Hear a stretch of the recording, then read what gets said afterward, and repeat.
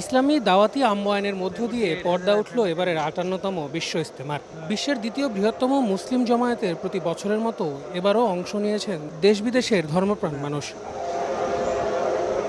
ছোট ছোট দলে ভাগ হয়ে দিনী আলোচনা শুনছেন মুসল্লিরা। জিম্মাদারদের অধীনে খিত্তায় খিত্তায় চলছে দিনী দাওয়াতের কাজ পরিচালনার শিক্ষা। বিশ্ব ইজতেমার প্রথম পর্ব হবে ২ ধাপের, মোট ৬ দিন। প্রথম ৩ দিনে অংশ নেবেন ৪১ জেলা আর ঢাকার একাংশ। পরের ৩ দিন ২২ জেলা আর ঢাকার অবশিষ্টাংশ।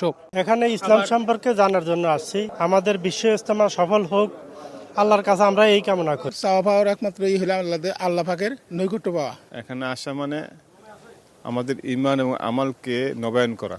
সমস্ত দুনিয়ার মানুষের যদি ঈমান এবং আমাল শক্তিশালী হয়ে যায়, দুনিয়ার থেকে সমস্ত অপকর্ম পরিষ্কার হয়ে যাবে। সমস্ত উম্মতের উপরে আল্লাহ রাসূল এই জিম্মাদারি দিয়ে গেছে। এই জিম্মাদারি কাজের জন্য আমাদের এখানে আসা। ইজতেমা ময়দানের নিরাপত্তায় ওয়াচ টাওয়ার, সিসি ক্যামেরা ছাড়াও অন্যান্য বছরের মতো ড্রোনের মাধ্যমেও নজরদারি করা হচ্ছে। আল আমিন তুষার, সময় সংবাদ, ঢাকা।